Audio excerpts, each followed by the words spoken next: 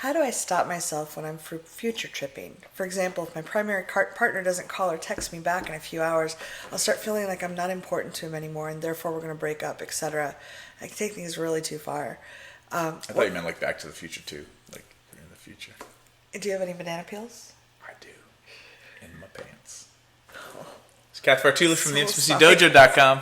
Reid Malcolm from ReidAboutSex.com. And what were we actually doing? So this person wrote in and said, how do I stop myself when I start going down the rabbit hole into future tripping, which is imagining what something that did or didn't happen could mean for the future. Yeah. Making up stories about the future. Yeah. So my advice is going to be a little bit dependent on just how you deal with anxiety and how you like your spin out style in your own head and nervous system. What I like to do is, because I'm a jackass, even to myself. At least you're consistent. At least I'm consistent. Is I will, on a good day, remember that I should write down the worst case scenario I can possibly come up with for what's happening. He hasn't texted back because aliens have invaded and are just dissecting. No, that's not the worst. No, aliens, please. No, but it's like I'm gonna write out like the Armageddon version of they are dead.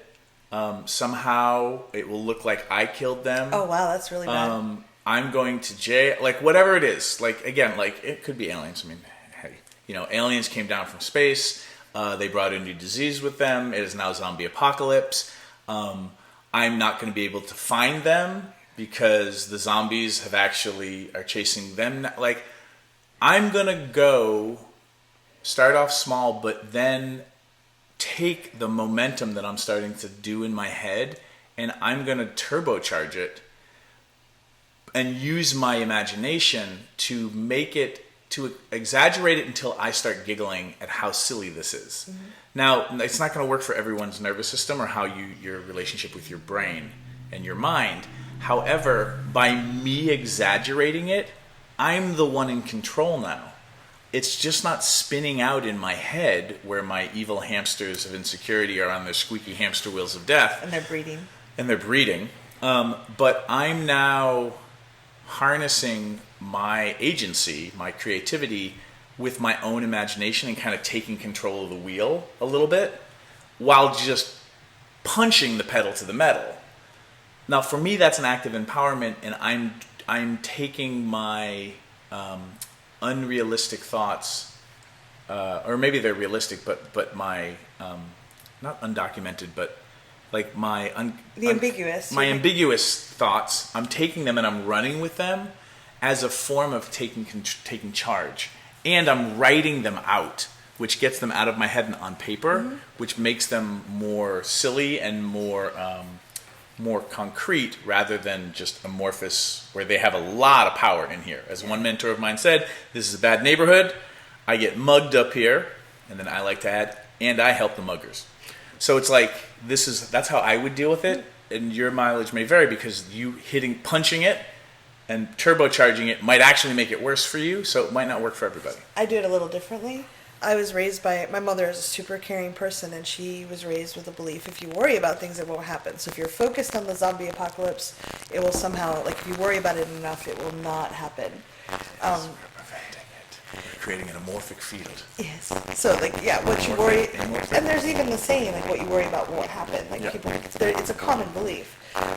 So I noticed when I start doing that, I ask myself, why am I doing this? Well, I'm worrying about this person because I care about them.